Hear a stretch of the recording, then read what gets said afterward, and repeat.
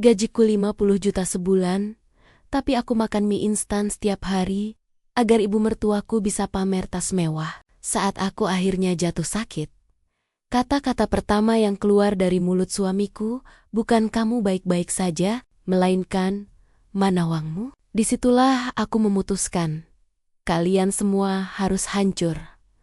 Oke, sebelum ceritanya dimulai, jangan lupa like dan subscribe agar channel ini bisa semakin berkembang dan kalian tidak ketinggalan cerita viral selanjutnya. Tulis di kolom komentar dari daerah mana kalian menonton. Namaku Arini. Aku selalu percaya bahwa menikah bukan hanya tentang menyatukan dua hati, tapi juga tentang bagaimana aku bisa menjadi bagian utuh dari keluarga suamiku. Pagi ini, seperti biasa, aku terbangun lebih awal dari matahari. Di meja makan, sudah tertumpuk beberapa lembar tagihan. Ada cicilan rumah ibu mertuaku, biaya pengobatan bibi suamiku, hingga iuran lingkungan untuk rumah besar keluarga Mas Damar.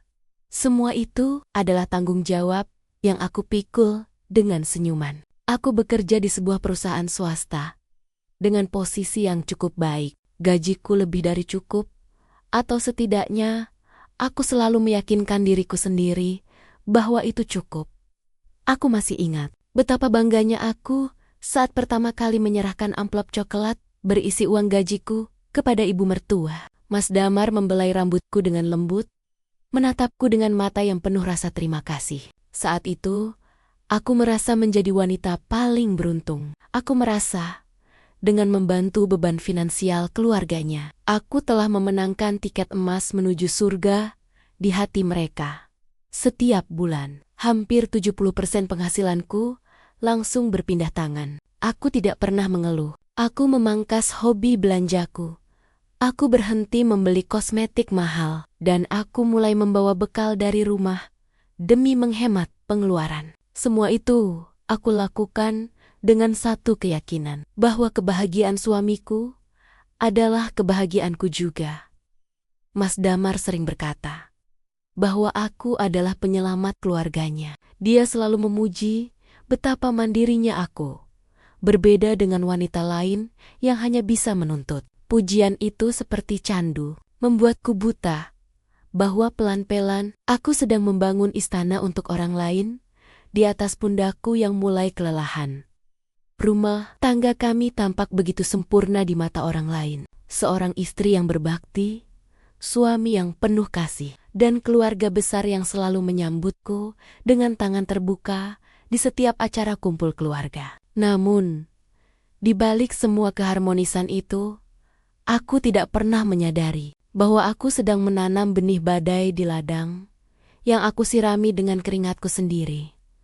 Aku terlalu sibuk memberi, sampai aku lupa bertanya, apakah ada sesuatu yang sedang disembunyikan di balik senyuman manis mereka. Aku tidak pernah tahu bahwa ketulusanku justru akan menjadi senjata yang paling menyakitkan bagi diriku sendiri nantinya.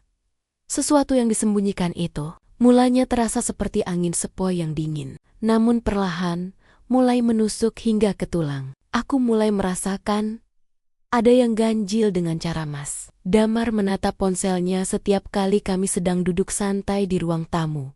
Ada sebuah rahasia yang ia kunci rapat-rapat, namun auranya tumpah melalui gelagatnya yang mendadak gelisah setiap kali aku mendekat. Pernah suatu malam, aku mendapati suamiku tersenyum sendirian menatap layar kecil itu. Sebuah senyuman yang sudah lama sekali tidak ia berikan kepadaku. Aku mencoba menepis prasangka buruk itu demi menjaga kedamaian yang selama ini aku bangun dengan susah payah. Namun, keanehan itu tidak berhenti di situ saja. Ibu mertuaku, yang biasanya selalu memujiku di depan saudara-saudaranya, kini mulai menunjukkan sikap yang berbeda. Tiba-tiba saja, permintaannya menjadi semakin tidak masuk akal. Beliau mulai mengeluhkan perhiasannya yang sudah kuno, atau tentang keinginan kakak iparku untuk mengganti ponsel dengan model terbaru. Mereka seolah-olah menganggap kantong bajuku adalah gudang harta yang tidak akan pernah kering, Setiap kali aku mencoba bertanya pada Mas Damar tentang kemana perginya uang gajinya sendiri, dia selalu punya ribuan alasan untuk menghindar. Dia akan memasang wajah paling sedih di dunia, bercerita tentang hutang-hutang lamanya yang belum lunas, atau tentang biaya perawatan mobil yang membengkak. Hatiku mulai terasa berat. Ada rasa sesak yang perlahan merayap setiap kali aku melihat saldo tabunganku yang hanya tersisa angka minimal. Aku berjuang sendirian di kantor, lembur hingga larut malam, sementara keluarganya menikmati setiap tetes keringatku tanpa sedikit pun rasa sungkan. Keanehan itu mencapai puncaknya saat aku menemukan sebuah struk belanja tas mewah di dalam saku celana kerja Mas Damar.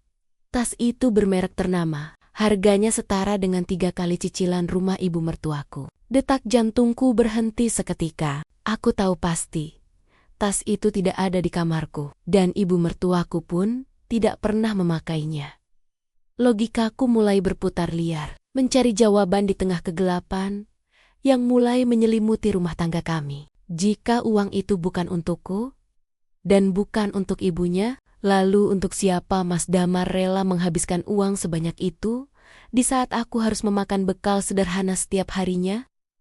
Malam itu, aku hanya bisa terdiam, membeku di tepi tempat tidur. Aku menyadari satu hal yang menyakitkan, bahwa selama ini aku mungkin bukan hanya menjadi penopang ekonomi keluarga, melainkan juga tameng yang melindungi sebuah pengkhianatan yang sangat rapi. Pengkhianatan yang sangat rapi itu perlahan mulai menampakkan celahnya. Namun aku masih saja berusaha menutup mata dengan alasan cinta. Aku menyimpan struk tas mewah itu di laci terdalam, berharap suatu saat Mas Damar akan memberikan penjelasan yang masuk akal tanpa perlu kutanya.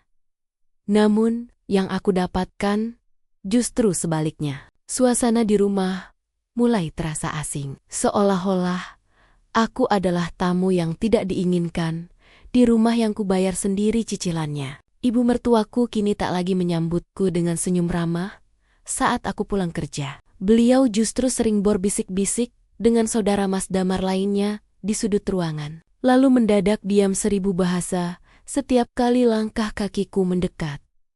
Ada tembok tak kasat mata yang sedang mereka bangun untuk memisahkanku dari lingkaran mereka. Aku merasa seperti orang asing yang hanya dibutuhkan tenaganya, tapi dibuang keberadaannya. Mas Damar pun semakin menjauh. Ia sering pulang lebih larut dari biasanya dengan alasan pekerjaan yang menumpuk. Padahal aku tahu perusahaannya sedang tidak dalam masa sibuk.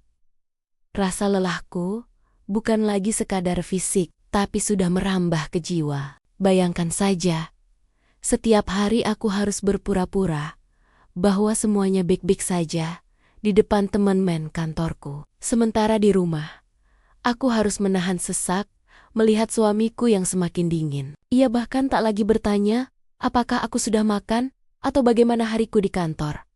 Puncaknya adalah saat acara makan malam keluarga besar di akhir bulan. Di sana, di depan semua orang, ibu mertuaku dengan bangganya memamerkan foto-foto liburan kakak iparku yang disponsori oleh kebaikan hati Mas Damar. Aku duduk di sudut meja, menunduk menatap piringku yang kosong, sementara mereka tertawa renyah seolah aku tidak ada di sana. Hatiku menjerit, ingin sekali aku berteriak bahwa uang yang mereka gunakan untuk bersenang-senang itu adalah hasil lemburku yang melelahkan. Namun, bibirku keluh. Aku masih memegang teguh prinsip untuk tidak mempermalukan suami di depan keluarganya. Sebuah prinsip yang kini justru terasa seperti jerat leher bagiku. Malam itu, di bawah remang lampu kamar, aku menatap bayanganku di cermin. Aku melihat seorang wanita yang kehilangan cahayanya. Seorang istri yang habis dikuras demi ambisi orang lain. Aku menyadari bahwa pengabdianku selama ini bukanlah investasi kebahagiaan, melainkan sebuah kesalahan besar yang memanjakan, benalu. Ketenangan ini hanyalah permukaan air yang diam sebelum badai besar menghantam. Aku belum tahu bahwa esok hari sebuah rahasia yang jauh lebih besar akan meledak dan menghancurkan seluruh sisa kesabaranku yang hanya setipis benang. Rahasia yang jauh lebih besar itu meledak justru di saat aku sedang berada di titik terendah kelelahanku. Sebuah notifikasi pesan di ponsel Mas Damar yang tergeletak di atas meja rias menjadi pintu pembuka bagi neraka yang selama ini tersusun rapi di belakang punggungku. Nama pengirimnya hanya satu huruf, namun isi pesannya sanggup menghentikan aliran darahku seketika. Di sana tertulis ucapan terima kasih yang begitu manis untuk kiriman uang bulanan dan biaya sekolah anak yang baru saja dikirimkan oleh suamiku.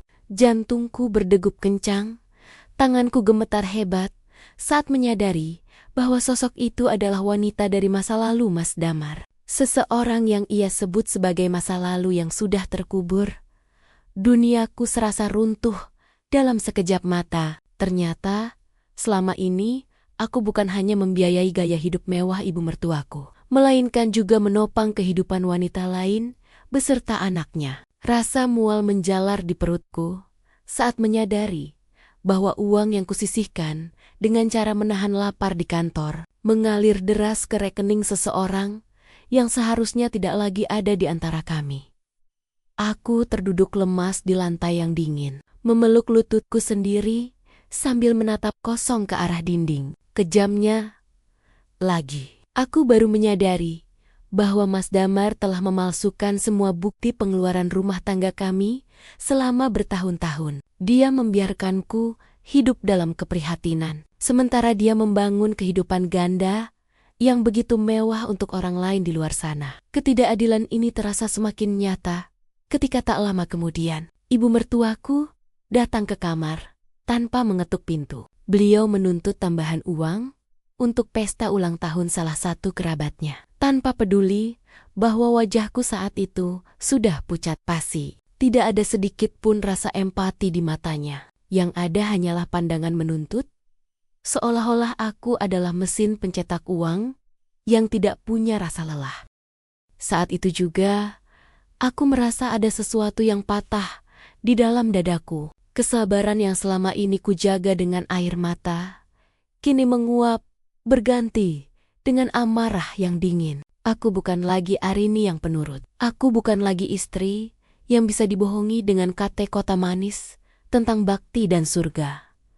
Melihat ekspresi ibu mertuaku yang tetap merasa berhak atas setiap rupiahku, sementara anak laki-lakinya sedang bersenang-senang dengan wanita lain, membuatku sadar bahwa aku berada dalam bahaya besar. Aku menyadari bahwa jika aku tetap diam, mereka tidak hanya akan menghabiskan hartaku, tetapi juga akan menghancurkan kewarasanku sampai tidak tersisa sedikit pun. Menyadari bahwa mereka tidak hanya akan menghabiskan hartaku, tetapi juga menghancurkan kewarasanku. Aku mulai memperhatikan setiap gerik-gerik di rumah itu dengan mata yang kini terbuka lebar. Aku tidak lagi melihat rumah ini sebagai tempat bernaung, melainkan sebagai sangkar emas yang penuh dengan duri-duri tajam yang siap melukaiku kapan saja. Kenyataan pahit kembali menghantamku saat aku menemukan sebuah grup percakapan di tablet milik keluarga yang tertinggal di ruang tengah. Di sana, namaku disebut bukan sebagai menantu, melainkan sebagai sumber dana yang harus dijaga agar tidak melarikan diri. Aku membaca dengan dada sesak bagaimana ibu mertuaku, kakak ipar, dan bahkan sepapu-sepapu Mas Damar saling berkoordinasi untuk memanipulasi perasaanku. Mereka tertawa di dalam obrolan itu, merencanakan alasan apa lagi yang harus dibuat agar aku mau mengeluarkan uang bonus tahunanku yang akan segera cair. Yang paling menghancurkan hatiku adalah ketika Mas Damar sendiri menuliskan kalimat bahwa dia harus tetap berpura-pura mencintaiku demi menjamin masa depan wanita pilihannya yang sebenarnya. Setiap baris kalimat itu terasa seperti sembilu yang menyayat harga diriku berkali-kali. Selama ini, aku menganggap mereka sebagai keluarga, sementara mereka menganggapku sebagai investasi yang harus dikuras habis sampai kering. Tidak ada satupun dari mereka yang benar-benar peduli Apakah aku sudah beristirahat? Atau apakah beban pekerjaanku di kantor membuatku hampir tumbang? Bahaya yang mengintai kini bukan lagi sekadar masalah finansial, tapi sebuah pembunuhan karakter yang terencana. Aku mulai mendengar desas-desis di lingkungan rumah yang sengaja disebarkan oleh ibu mertuaku, bahwa aku adalah istri yang sangat pelit dan tidak menghormati keluarga suami. Mereka sedang membangun narasi untuk menjadikanku pihak yang bersalah. Sehingga jika suatu saat aku melawan, semua orang akan memihak mereka. Keringat dingin membasahi punggungku saat aku menyadari betapa rapinya mereka mengepungku dari segala sisi. Aku sendirian, tanpa perlindungan, di tengah-tengah orang yang sudah kehilangan rasa kemanusiaannya demi gaya hidup semu. Mas Damar tetap pulang dengan wajah tanpa dosa, mencium keningku dengan bibir yang baru saja menghabiskan waktu bersama wanita lain. Aku harus tetap tenang, meskipun di dalam kepalaku sedang berkecamuk badai yang siap meledak. Aku tahu, jika aku gegabah sedikit saja sekarang, mereka akan dengan mudah memutarbalikkan fakta dan membuatku kehilangan segalanya, termasuk pekerjaanku. Aku harus mulai menyusun rencana di bawah radar-radar mereka sebelum seluruh hidupku benar-benar terserap habis oleh benalu-benalu yang selama ini kupelihara dengan penuh kasih. Aku menyadari bahwa aku harus segera bergerak sebelum mereka melancarkan serangan terakhirnya. Namun, ternyata mereka selangkah lebih maju dariku. Sore itu, saat aku pulang dengan tubuh yang teramat lelah, aku menemukan suasana rumah yang tidak seperti biasanya. Seluruh keluarga besar Mas Damar sudah berkumpul di ruang tamu, duduk melingkar dengan wajah-wajah yang dipasang setegas hakim yang siap menjatuhkan vonis. Ibu mertuaku memegang sebuah buku tabunganku yang ternyata sudah ia ambil secara diam-diam dari dalam lemari pribadiku. Beliau menatapku dengan sorot mata penuh kebencian, seolah-olah aku adalah seorang pencuri di rumahku sendiri. Mereka mulai memojokkanku dengan tuduhan-tuduhan yang sama sekali tidak masuk akal. Menuduhku telah menyembunyikan sebagian besar penghasilanku dan membiarkan suamiku menderita dalam kesulitan. Mas Damar hanya tertunduk di sudut ruangan, memasang wajah paling malang sedunia, membiarkan keluarganya menghakimiku habis-habisan tanpa satu patah kata pun untuk membelaku. Rasanya seperti dikeroyok oleh sekawanan serigala yang selama ini aku beri makan dengan tanganku sendiri. Kakak iparku mulai mengeluarkan kata-kata tajam tentang betapa tidak tahu terima kasihnya aku karena sudah diizinkan menjadi bagian dari keluarga mereka. Mereka menuntut agar mulai bulan depan seluruh akses perbankanku diserahkan sepenuhnya kepada ibu mertua dengan alasan agar keuangan keluarga lebih teratur.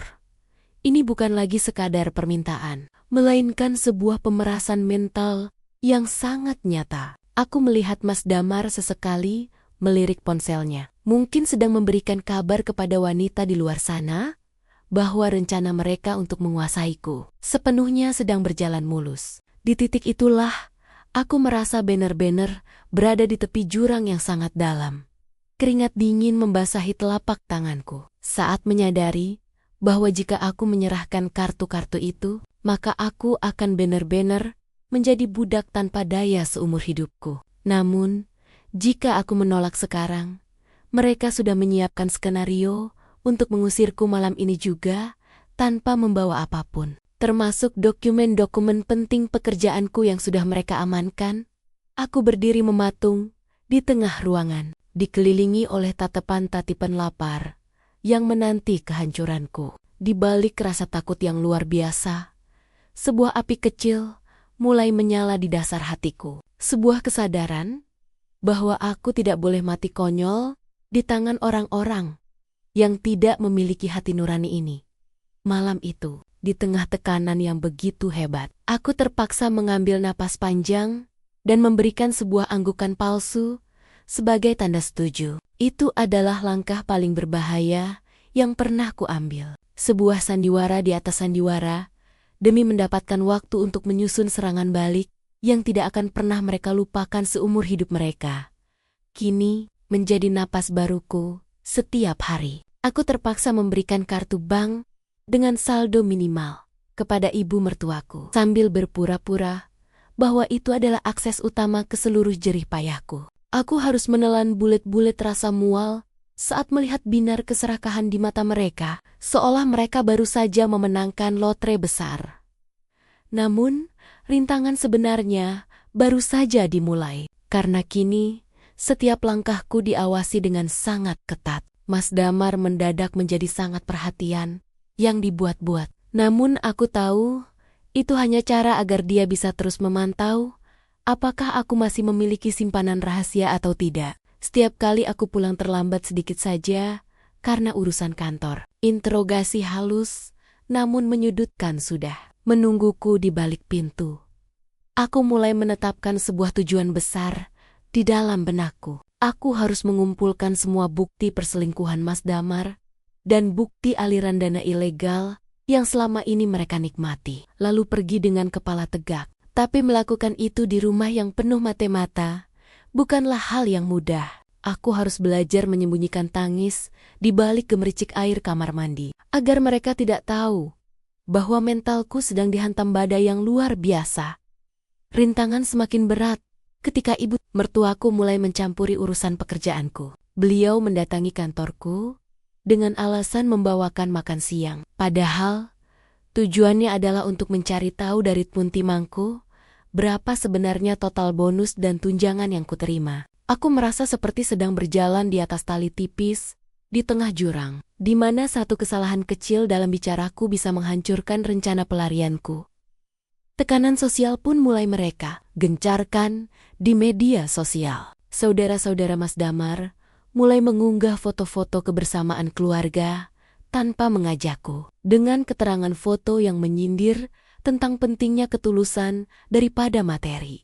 Mereka sengaja ingin membuatku merasa terkucilkan secara mental, agar aku merasa tidak punya siapa-siapa lagi selain mereka, sehingga aku akan tetap pasrah menjadi sapi perahan mereka di malam-malam yang sunyi. Aku sering terbangun dengan jantung berdebar kencang, menatap lenggit-lenggit kamar sambil menghitung hari. Rasa lelah yang dulu hanya di pundak, kini sudah merayap ke seluruh sel tubuhku. Namun, setiap kali aku teringat pesan mesra suamiku untuk wanita lain itu, api amarahku kembali berkobar, memberiku kekuatan untuk tetap bertahan. Dalam sandiwara yang menyesakan ini, aku harus menjadi lebih cerdik dari mereka semua, lebih tenang dari air yang dalam, dan lebih sabar dari waktu itu sendiri. Aku mulai memindahkan dokumen pentingku secara mencicil, satu persatu, menyembunyikannya di tempat yang tidak akan pernah terpikirkan oleh mereka.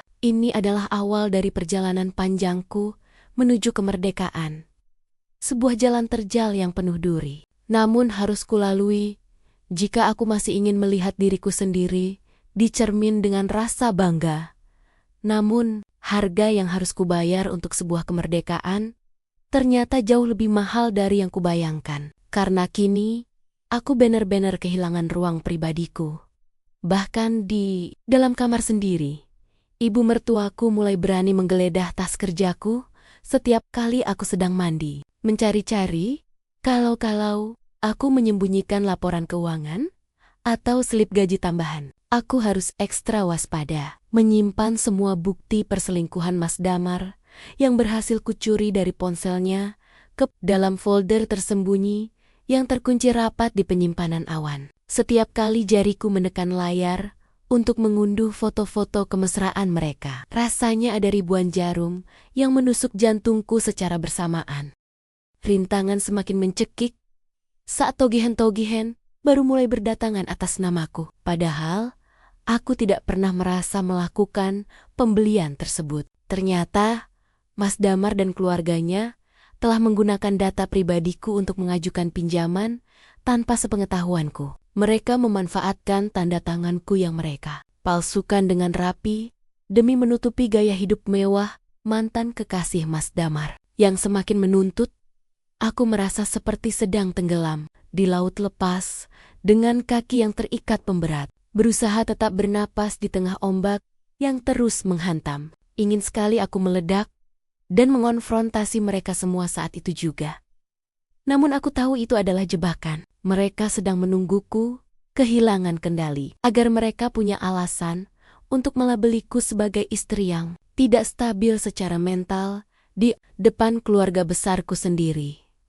Kesedihanku semakin mendalam ketika aku menyadari bahwa beberapa teman dekatku mulai menjauh karena terhasut oleh cerita-cerita bohong yang disebarkan oleh kakak iparku. Aku benar-benar dijadikan musuh bersama dalam sebuah narasi yang mereka susun dengan sangat rapi dan sistematis. Kesendirian ini begitu sunyi, begitu dingin, dan begitu menyiksa di tengah keramaian rumah yang seharusnya menjadi tempatku bernaung.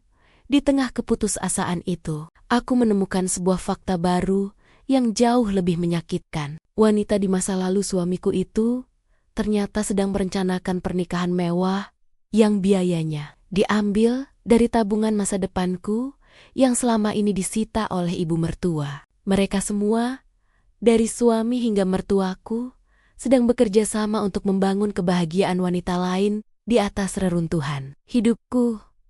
Tangisku pecah tanpa suara di bawah kucuran air pancuran, menyamarkan isak yang sudah tidak sanggup lagi kubendung. Namun, di balik setiap tetes air mata itu, tekadku justru semakin mengeras seperti baja. Aku tidak akan membiarkan mereka menang. Aku tidak akan membiarkan keringatku menjadi mahar bagi pengkhianatan ini. Dan aku bersumpah akan merebut kembali setiap inci harga diri yang telah mereka injak-injak. Namun sumpah itu seketika terasa hampa saat sebuah pengkhianatan baru datang dari arah yang paling tidak terduga. Seseorang yang selama ini dayam-dayum membantuku menyiapkan dokumen di kantor, ternyata adalah orang kepercayaan ibu mertuaku yang sengaja ditanam untuk mengawasi setiap gerak-geriku di luar rumah. Segala rencana pelarian yang kususun dengan sangat rapi, mulai dari jadwal kepindahan hingga tabungan rahasia yang kusembunyikan di bank berbeda, kini telah bocor dan sampai ke telinga Mas Damar. Sore itu, aku pulang ke sebuah rumah yang terasa seperti ruang interogasi. Pintu-pintu terkunci rapat, dan semua akses komunikasi pribadiku telah diputus secara paksa oleh mereka. Mas Damar berdiri di hadapanku dengan tatapan yang tidak lagi penuh kepalsuan, melainkan tatapan dingin seorang asing yang baru saja memenangkan sebuah perburuan. Dia menunjukkan semua berkas yang telah kukumpulkan dengan susah payah, lalu satu persatu membakarnya di depan mataku sendiri tanpa rasa bersalah sedikitpun. Asap dari kertas-kertas itu memenuhi ruangan, seolah-olah menjadi kabut yang menelan semua harapan dan masa depan yang telah kurancang.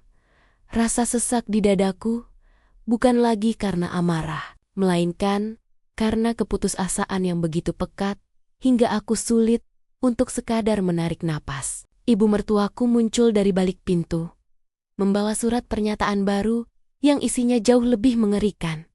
Sebuah pengakuan bahwa semua aset yang kumiliki adalah milik keluarga mereka, dan aku bersedia melepaskan hak asuh atas nama baikku. Sendiri di hadapan publik, aku merasa duniaku benar-benar berhenti berputar saat menyadari bahwa aku tidak lagi memiliki bukti apapun untuk melawan mereka di depan hukum. Mereka telah menghapus semua rekaman di ponselku, memblokir akses emailku, dan kini mengurungku dalam isolasi total di dalam rumah yang dulu kusebut sebagai surga. Teman-teman dan keluargaku sendiri mungkin tidak akan pernah tahu apa yang sebenarnya terjadi padaku di balik tembok-tembok tinggi ini. Kegagalanku terasa begitu telak, begitu menyakitkan, hingga aku hanya bisa terduduk lemas di sudut kamar yang gelap gulita. Semua keberanian yang kupupuk selama berbulan-bulan seolah menguap begitu saja, meninggalkanku sebagai sosok wanita yang hancur lebur tanpa sisa. Aku menyadari bahwa kara-kara halus yang kugunakan selama ini tidak akan pernah cukup untuk menghadapi orang-orang yang sudah membuang hati nuraninya demi materi. Kini, aku berdiri di sebuah persimpangan yang paling menakutkan dalam hidupku, di mana semua jalan keluar telah ditembok rapat oleh konspirasi mereka. Tidak ada lagi rencana cadangan. Tidak ada lagi bantuan yang akan datang. Dan tidak ada lagi waktu untuk sekadar menangisi nasib. Aku dipaksa untuk memilih satu-satunya pilihan terakhir yang paling sulit. Sebuah keputusan nekat yang mungkin akan menghancurkan namaku selamanya. Tapi menjadi satu-satunya cara untuk memutus rantai penderitaan ini. Namun, sebelum langkah besar itu kuambil, aku harus melewati malam paling panjang dalam hidupku, di mana setiap detik terasa seperti dentuman palu yang menghantam mental dan jiwaku. Di dalam kamar yang terkunci dari luar, aku mendengarkan tawa riuh keluarga besar Mas Damar di ruang tengah, merayakan kemenangan mereka atas diriku. Mereka seolah sedang berpesta di atas bangkai harapanku, mendiskusikan bagaimana mereka akan membagi sisa asetku, seolah aku sudah tidak bernyawa lagi. Rasa sakit ini sudah melampaui batas air mata. Mataku kering, namun dadaku terasa panas seperti terbakar api yang membara. Rintangan terakhir yang muncul adalah rasa bersalah yang sengaja mereka suntikan ke dalam pikiranku melalui suara ibu mertua yang berteriak dari balik pintu tentang betapa berdosanya seorang istri yang mencoba melawan keluarga suami. Mereka menggunakan tameng agama dan norma sosial untuk terus menekanku, membuatku merasa seolah aku adalah wanita paling hina di muka bumi ini. Karena ingin mempertahankan apa yang menjadi hak pribadiku, aku menatap tanganku yang gemetar, tangan yang selama ini bekerja tanpa lelah untuk memberi makan orang-orang yang kini justru mencekik leherku. Aku menyadari bahwa selama ini aku telah menjadi musuh bagi diriku sendiri karena terlalu lama memaklumi ketidakadilan atas nama pengabdian. Kesalahan terbesarku bukan karena aku mencintai Mas Damar, tapi karena aku membiarkan diriku dicintai dengan cara yang menghancurkan. Keheningan malam itu tiba-tiba terasa sangat mencekam ketika aku menyadari bahwa esok pagi mereka akan memaksaku menandatangani surat penyerahan aset di depan notaris gadungan yang sudah mereka siapkan. Ini adalah rintangan yang paling mematikan. Karena jika aku menandatanganinya, aku akan kehilangan segalanya secara permanen.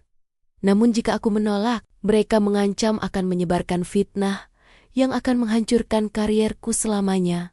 Dalam kegelapan itu, aku mulai meroba-roba dinding kamar, mencari celah sekecil apapun untuk bisa menyelamatkan harga diriku yang tersisa. Aku tidak lagi peduli pada harta. Aku tidak lagi peduli pada mobil atau rumah yang cicilannya kubayar dengan darah dan air mata. Fokusku kini hanya satu, keluar dari penjara mental ini dan memastikan dunia tahu wajah asli orang-orang yang selama ini bersembunyi di balik topeng kesalehan. Malam itu, di saat mereka semua akhirnya terlelap dalam kemenangan semu, aku berdiri tegak di depan jendela yang terkunci rapat. Aku membisikkan sebuah janji pada diriku sendiri. Sebuah sumpah yang tidak akan pernah aku tarik kembali. Esok hari, aku tidak akan menjadi korban lagi. Aku akan menjadi badai yang menghancurkan seluruh istana kebohongan yang telah mereka bangun dengan susah payah. Namun, kenyataan pagi itu menghantamku jauh lebih keras dari yang kubayangkan. Ketika aku menyadari bahwa badai yang kusiapkan ternyata telah dipadamkan sebelum ia sempat menderu, rencana nekatku untuk melarikan diri melalui jendela kamar di waktu subuh gagal total. Karena Mas Damar ternyata telah memasang jeruji besi baru yang tidak kusadari di balik tirai tebal semalaman. Aku terjebak, benar-benar terkunci di dalam ruangan yang kini terasa seperti sel penjara. Sementara suara langkah kaki ibu, mertuaku yang mendekat, terdengar seperti lonceng kematian bagi kebebasanku. Ketika pintu kamar dibuka secara paksa, aku disuguhi pemandangan yang menghancurkan seluruh sisa mentalku. Mas Damar berdiri di sana dengan tenang, memegang satu-satunya dokumen asli kepemilikan asetku yang selama ini kusembunyikan di kantor. Ternyata, dia telah menyuap satpam kantor untuk membongkar laci pribadiku, menghancurkan satu-satunya bukti yang bisa menyelamatkanku di depan hukum. Kegagalanku terasa begitu absolut Saat aku dipaksa duduk di meja makan, dikelilingi oleh keluarga besarnya yang menatapku dengan sorot mata kemenangan yang menjijikkan. Di atas meja itu sudah tergeletak surat pernyataan penyerahan, seluruh hartaku dan surat pengakuan dosa palsu yang harus kutandatangani. Jika aku ingin mereka tidak menyebarkan rekaman, video editan yang bisa menghancurkan nama baikku dan mendiang orang tuaku. Rasanya seperti ada tangan raksasa yang meremas jantungku hingga aku sulit untuk mengeluarkan suara. Bahkan untuk sekadar memprotes ketidakadilan ini. Aku melihat Mas Damar dengan santainya mengirim pesan kepada wanita pilihannya. Mungkin mengabarkan bahwa harta hadiah untuk pernikahan mereka sudah hampir di tangan. Kebiadaban mereka telah mencapai titik di mana mereka tidak lagi menganggapku sebagai manusia, melainkan hanya sebagai rintangan terakhir menuju kekayaan yang tidak halal. Seluruh usahaku untuk melawan dengan cara yang benar telah menemui jalan buntu. Hukum seolah tidak berpihak padaku, karena semua bukti fisik telah mereka kuasai, dan dukungan sosialku telah diputus melalui fitnah yang mereka sebar. Aku berdiri di tepian pilihan terakhir yang paling sulit, menyerah dan membiarkan mereka merampok seluruh hidupku demi ketenangan sesaat, atau mengambil langkah paling ekstrem yang bisa membuatku kehilangan segalanya, namun tetap menjaga integritas jiwaku. Di tengah kepungan tatapan lapar mereka, aku merasakan sebuah kesunyian yang amat sangat di dalam kepalaku. Aku menyadari bahwa tidak ada pahlawan yang akan datang menyelamatkanku, dan tidak ada keajaiban yang akan muncul dari langit. Pilihan terakhir ini akan memaksaku untuk melepaskan segala atribut yang selama ini kubanggakan, pekerjaanku, hartaku, dan namaku demi satu hal yang tidak akan pernah bisa mereka miliki. Kebenaran yang mutlak. Dengan tangan yang masih bergetar hebat, aku meraih pena yang tergeletak di atas meja, menatap wajah-wajah rakus di sekelilingku yang seolah tidak sabar melihatku hancur secara legal. Aku menandatangani surat-surat itu satu persatu, menyerahkan rumah, mobil, dan seluruh tabungan yang kukumpulkan dengan peras keringat selama bertahun-tahun. Aku melihat binar kemenangan yang menjijikkan di mata ibu mertuaku saat beliau menyambar kertas-kertas itu, seolah takut aku akan menariknya kembali. Mas Damar tersenyum tipis, sebuah senyuman penuh penghinaan yang menegaskan bahwa baginya pengabdianku selama ini memang tidak pernah berharga.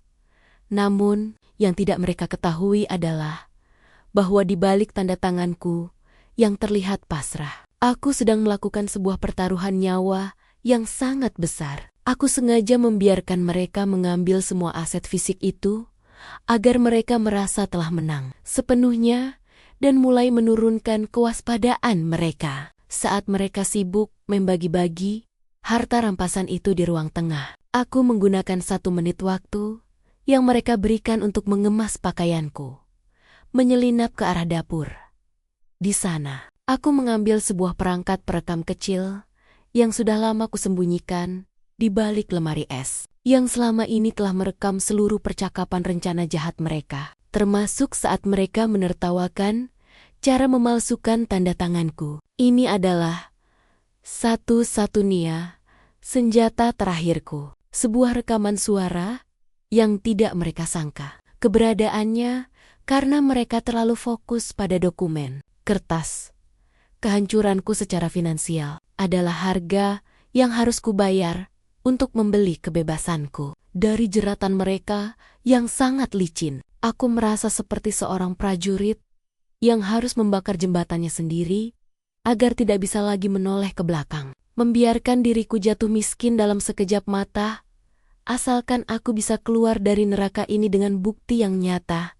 Saat aku melangkah keluar dari pintu rumah itu, hanya dengan 1 tas kecil di bahuku, ibu mertuaku berteriak dari dalam, mengutukku dan mengatakan bahwa aku tidak akan pernah bisa bertahan hidup tanpa perlindungan keluarga mereka. Mas Damar bahkan tidak sudi melihat ke arahku. Dia sudah sibuk menelepon wanita itu untuk memamerkan harta baru yang berhasil dia rebut dariku Langkah kakiku terasa sangat berat di atas aspal jalanan yang mulai basah oleh gerimis. Namun hatiku mulai terasa seringan kapas. Aku telah kehilangan segalanya.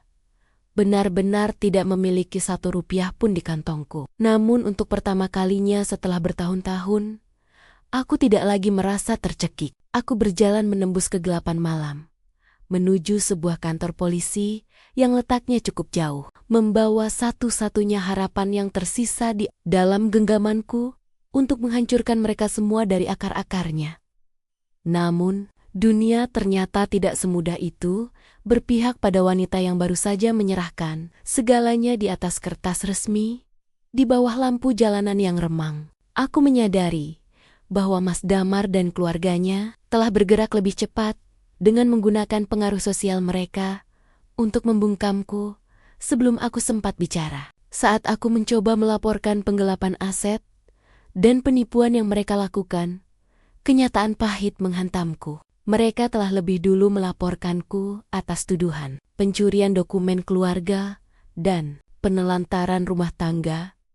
Setiap langkah yang kuambil untuk mencari perlindungan justru membentur tembok prasangka yang mereka bangun dengan sangat rapi melalui media sosial. Mereka mengunggah foto-foto rumah yang berantakan yang sengaja mereka buat sendiri dan narasi tentang istri yang melarikan diri karena mengejar gaya hidup mewah di luar sana. Aku melihat namaku diseret ke dalam lumpur kehinaan oleh orang-orang yang dulu kusayangi. Sementara aku hanya bisa terduduk di bangku taman kota. Dengan perut yang mulai perih karena lapar, hujan mulai turun dengan deras, membasahi tas kecil yang berisi satu satania senjata rahasiaku, yaitu rekaman suara kejahatan mereka. Rasa takut mulai merayap di dadaku ketika aku menyadari bahwa aku tidak memiliki biaya untuk menyewa pengacara. Sementara Mas Damar kini memiliki segalanya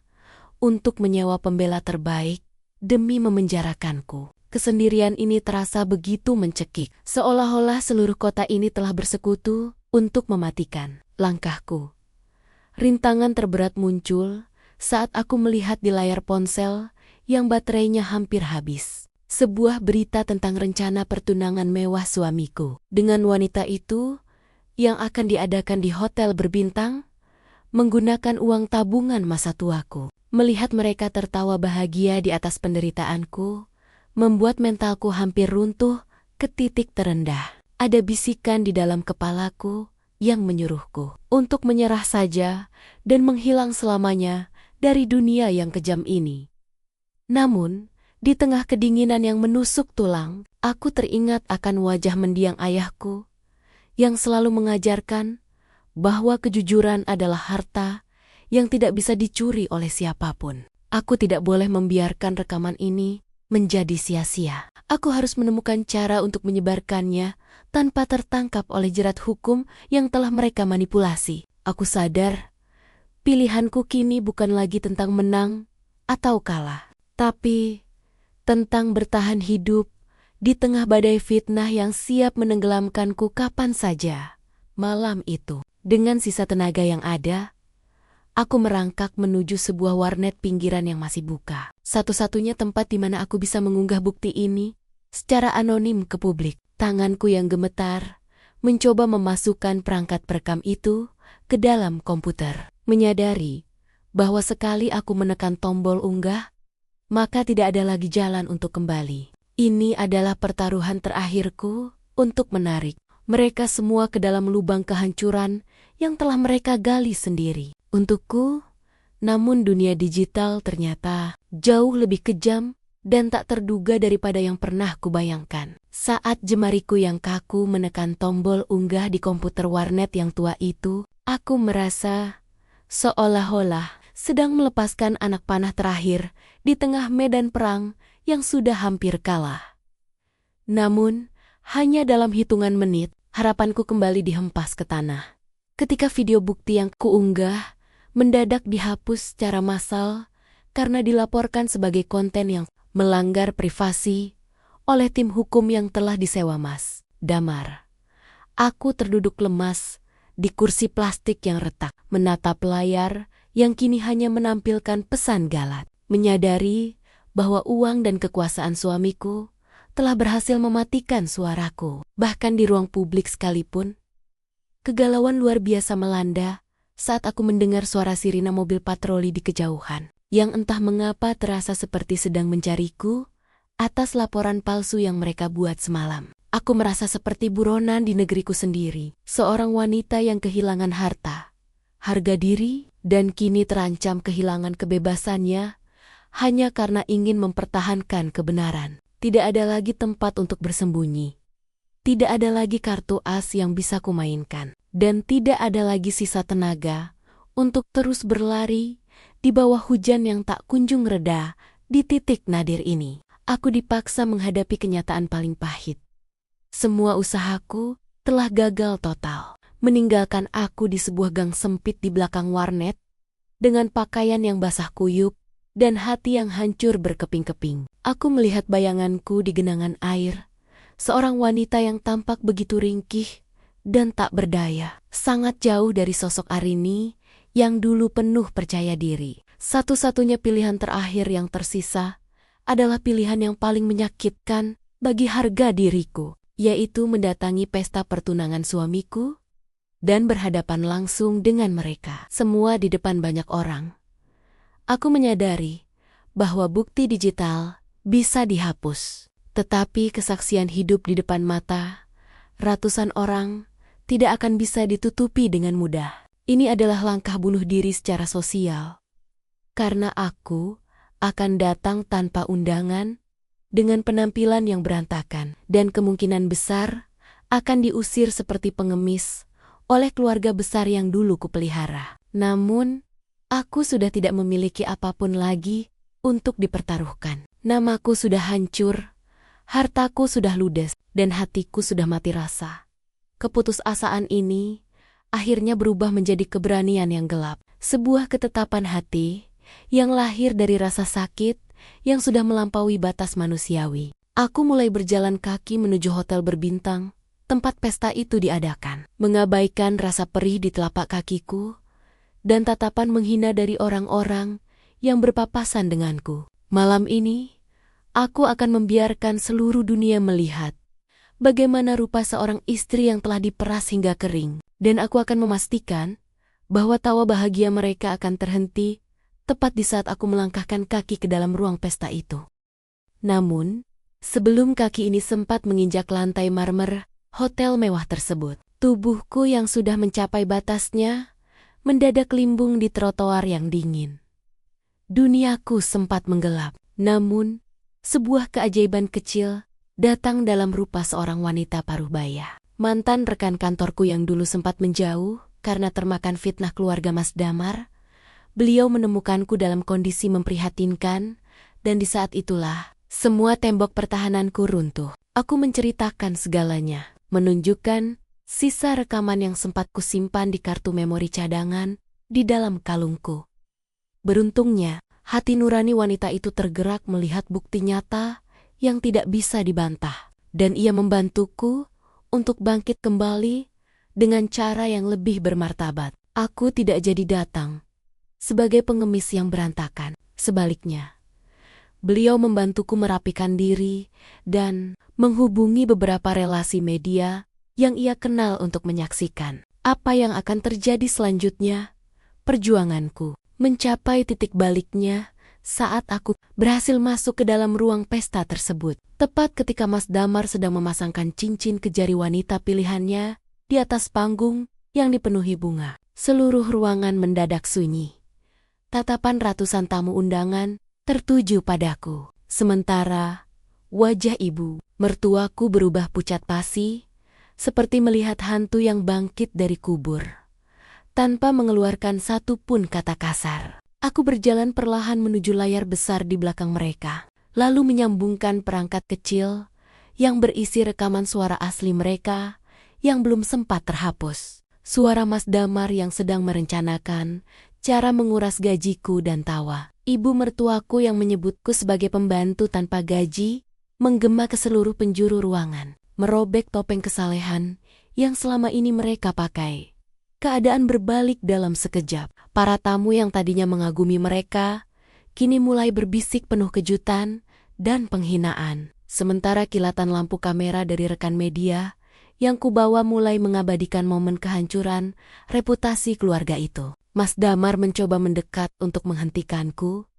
Namun kali ini, aku tidak lagi merasa takut. Aku berdiri tegak dengan kepala mendongak, menyaksikan bagaimana istana kebohongan yang mereka bangun dengan hartaku mulai runtuh, berkeping-keping di depan mata banyak orang. Gema suara rekaman itu belum benar-benar hilang dari udara. Namun, dampaknya sudah terasa seperti gempa bumi yang meluluh lantakkan martabat Mas Damar dan seluruh keluarga besarnya dalam hitungan menit.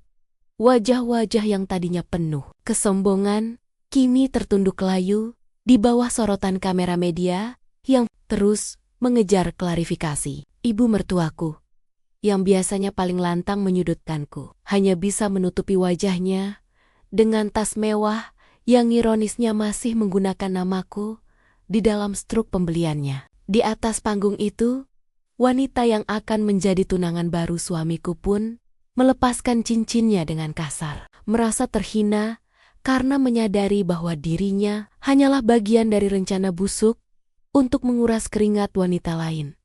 Keadilan yang selama ini terasa sejauh bintang di langit, kini mulai turun, menyentuh tanah tempatku berpijak. Seorang pengacara ternama yang kebetulan hadir sebagai tamu undangan di pesta itu melangkah maju dan menawarkan bantuan hukum secara kuma-kuma. Karena merasa jijik dengan ketidakadilan yang baru saja ia dengar. Dukungan moral dari para tamu yang tadinya menghakimiku kini berbalik menjadi gelombang simpati yang luar biasa. Membuatku menyadari bahwa kebenaran memang memiliki kekuatannya sendiri untuk menarik sekutu. Namun, perjuanganku belum berakhir sepenuhnya. Karena Mas Damar yang terdesak mulai mencoba melarikan diri dari tanggung jawab hukum atas pemalsuan tanda tangan dan penggelapan dana yang ia lakukan. Aku harus tetap tenang dan tidak terhanyut dalam euforia kemenangan sesaat, karena aku tahu bahwa mengembalikan aset yang telah berpindah tangan membutuhkan ketelitian dan kesabaran yang luar biasa. Di tengah kericuhan pesta yang kini berubah menjadi drama nasional, aku melihat ibu mertuaku jatuh terduduk di lantai, meratapi nasib keluarga mereka yang kini menjadi buah bibir negatif di seluruh penjuru kota. Tidak ada lagi rasa benci di hatiku saat melihat mereka hancur. Yang ada hanyalah rasa hampa yang perlahan terisi oleh kelegaan karena beban berat yang selama ini kupikul akhirnya terlepas.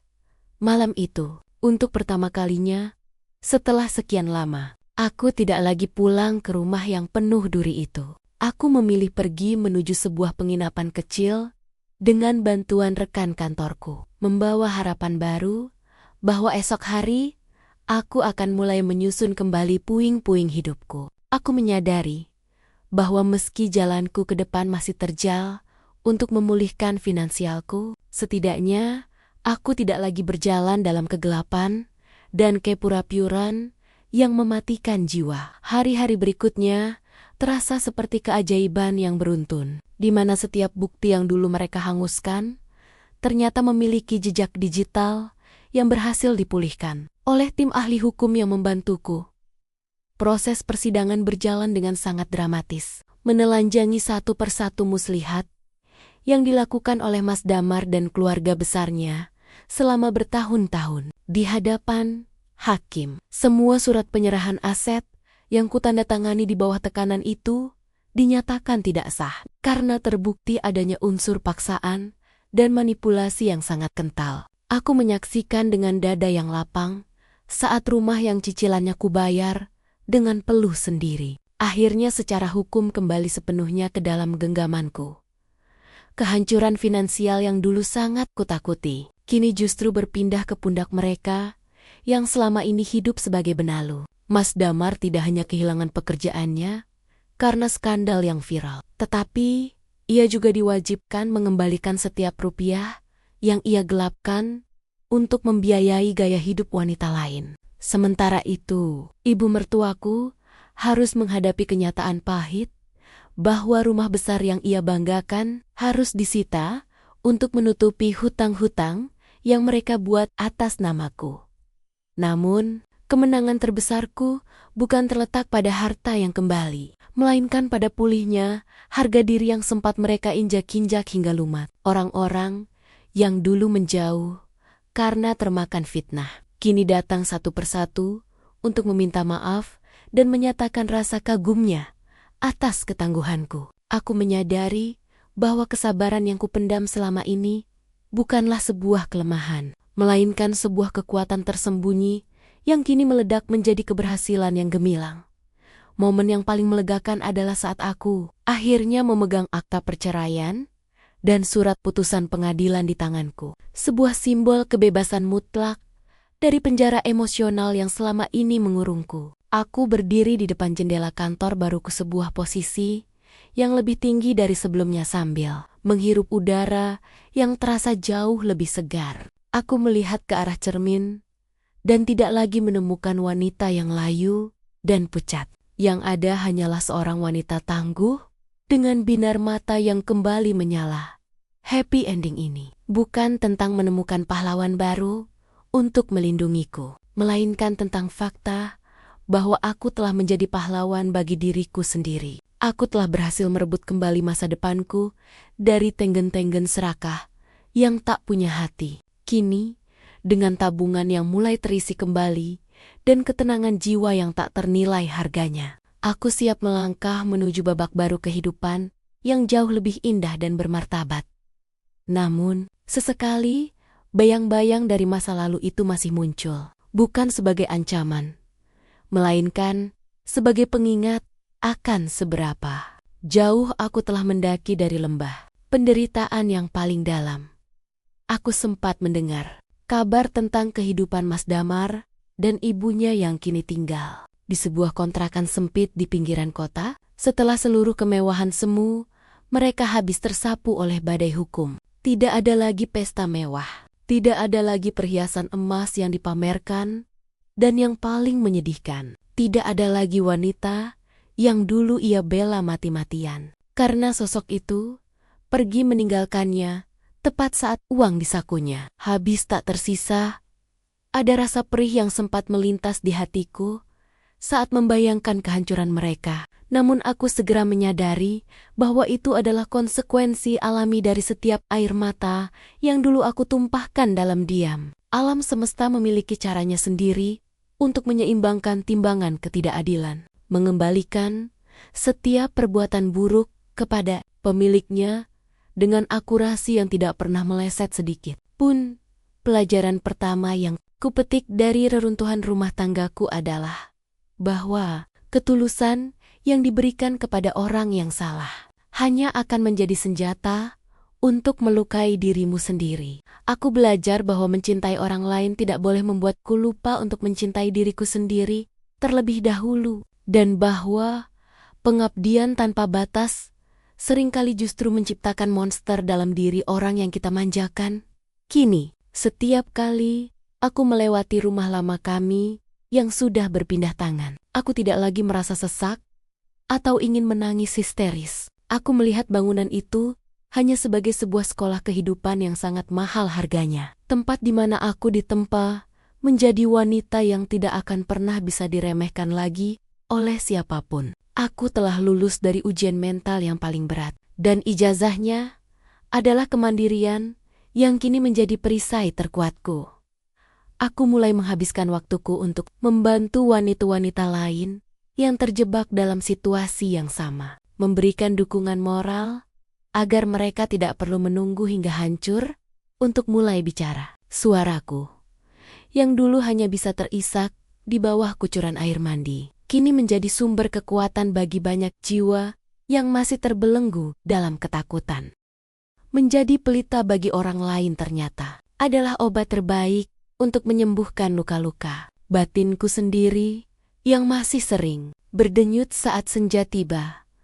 Aku mulai memahami bahwa memaafkan bukan berarti aku harus kembali atau membiarkan mereka mengulangi kesalahannya, melainkan sebuah tindakan untuk melepaskan jerat kebencian agar hatiku tidak lagi terikat pada masa lalu yang kelam. Aku tidak lagi menyimpan amarah pada ibu mertuaku. Meskipun setiap kali melihat bekas memar di hatiku, aku teringat betapa dinginnya kata-kata beliau dahulu.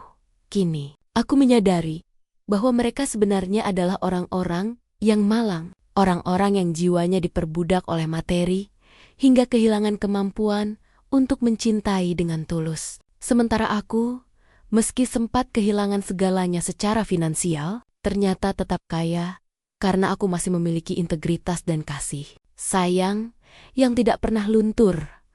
Kemandirian yang kubangun kembali dari nol ini terasa jauh lebih manis daripada kekayaan yang dulu kupamerkan atas nama status pernikahan. Setiap butir nasi yang kumakan sekarang terasa lebih nikmat, karena aku tahu tidak ada satupun rupiah di dalamnya yang didapat dari air mata orang lain atau hasil memeras keringat orang terdekat. Rasa takut akan kesepian yang dulu sering menghantuiku, kini telah berganti menjadi rasa syukur atas ketenangan yang kudapatkan setiap kali aku menutup pintu rumahku sendiri. Aku tidak lagi harus terjaga tengah malam untuk memeriksa ponsel seseorang, atau merasa cemas memikirkan tagihan apa lagi yang harus kubayar demi gengsi keluarga besar yang tidak tahu berterima kasih. Pelajaran berharga yang meresap ke dalam jiwaku adalah bahwa keluarga seharusnya menjadi pelabuhan, bukan badai. Jika sebuah rumah tangga sudah berubah menjadi medan pertempuran, di mana satu pihak harus menjadi korban demi kejayaan pihak lainnya, maka itu bukanlah rumah tangga, melainkan sebuah penindasan yang berlindung di balik nama suci pernikahan. Aku melihat ke arah langit yang mulai bertabur bintang dari balkon apartemen baruku, menyadari bahwa setiap kejadian pahit yang kualami hanyalah cara Tuhan untuk memaksaku keluar dari zona nyaman yang menghancurkan. Aku tidak lagi menyesali waktu yang terbuang selama bertahun-tahun, karena tanpa semua itu, aku tidak akan pernah mengenal sosok Arini yang sekuat dan setangguh ini. Kini, aku berdiri di puncak kehidupan yang baru, menatap cakrawala yang membentang luas, tanpa ada lagi bayang-bayang ketakutan yang menghalangi pandanganku. Pagi ini, aku menerima surat terakhir dari pengadilan yang menyatakan bahwa seluruh proses hukum telah selesai dengan kemenangan mutlak di pihakku, dan semua aset yang pernah digelapkan telah kembali dalam bentuk kompensasi yang adil. Aku tidak merasakan keinginan untuk bersorak atau membalas dendam dengan tawa mengejek. Yang kurasakan hanyalah keheningan yang syahdu, sebuah kedamaian batin yang tidak bisa dibeli dengan seluruh emas di dunia ini.